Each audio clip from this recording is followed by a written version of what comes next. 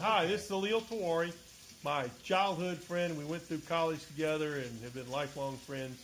And he's a medical neurologist in Jackson, Mississippi, from Monterey, California, and Fayette, Mississippi.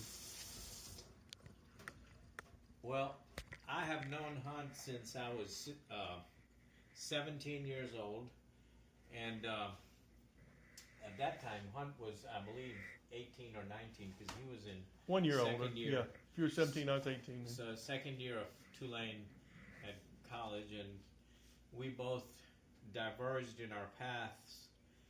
Once he finished medical school, he went to be a neurosurgeon, and I went on to become a internist, followed by doing a residency in neurology.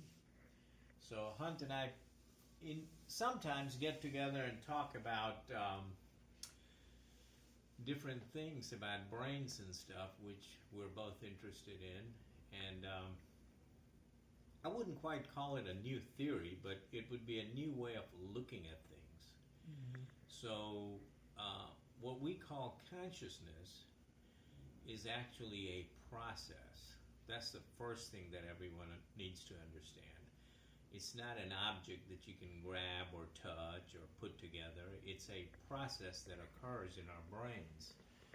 And it's a process by which we get a feeling of who we really are. So there's something it's something like being me.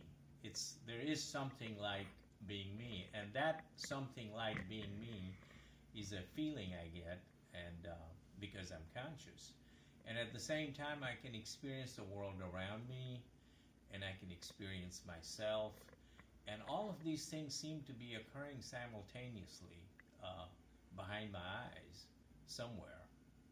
So I ask patients, can you point to your right thumb? And it's really easy for them. They go like this. And then I say, point to yourself. And they always do this. And I have to tell them that, that's not where you're located. And they look at me very puzzled. And they get upset. And then this point down at the table and they say, I'm down here. I'm in the room. And I shake my head and I said, no, you're not there at all. Once in a while, somebody will get it right. They'll go right like this. But that's rare. Most of us point right here. And that's because our brains, they generate an image of us. And this image does not tell us that we're located here. The brain wants us to know that we are this body. And so we walk around all our lives thinking that this whole thing is me. But really, everything other than the brain is really an extension, and it's a machine that sticks out of us. And the brain controls this machine. The machine has other beneficial things like the heart, the lungs, the liver, and all that. And every one of those things can be replaced, and I'll still be here, and I'll still be conscious. That's the neat part about all this. And so the first thing we have to know about consciousness, that the place where it resides is inside our heads, even though we don't feel that. And the reason we feel that it's the whole body, because the system wants us to protect the entire thing. So if a mouse or a carnivore is nibbling at my thumb, I'm not tempted to say, well, you probably need it more than I do. Go ahead and chew on it because I'm over here. Because we feel that the whole self is the whole person, we protect ourselves. So that's one thing about a side trip regarding consciousness. The other one is that when I look outside, and it's pretty out there, show them the view here. Look at that. There's an ocean out there, and I can see it just as you can see it in the camera. And I'm looking at all the blueness of the ocean, and I'm looking at the sky and the greenness of the ocean nearby, the bird flying and all that. And all this quality that I'm seeing is really emanating as photons from these objects. They're hitting my retina, and in the retina there are the photons are completely destroyed, and then an electrochemical signal starts to originate at the retina, and it goes into my brain, and the whole brain generates this thing that I see out here as an experience.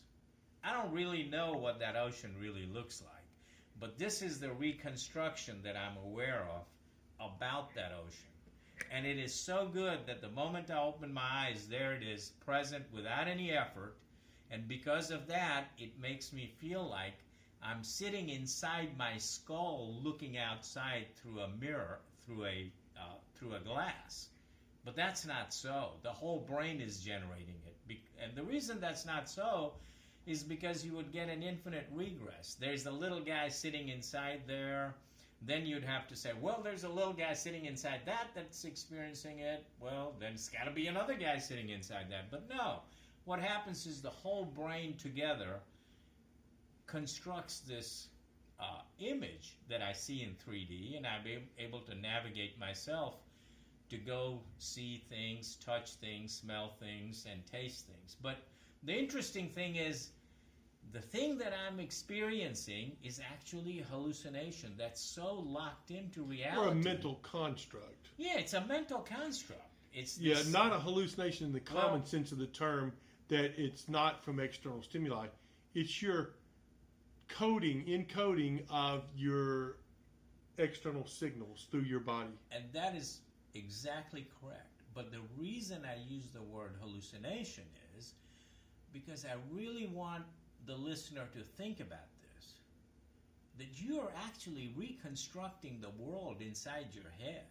And the thing that you're experiencing is a reconstruction.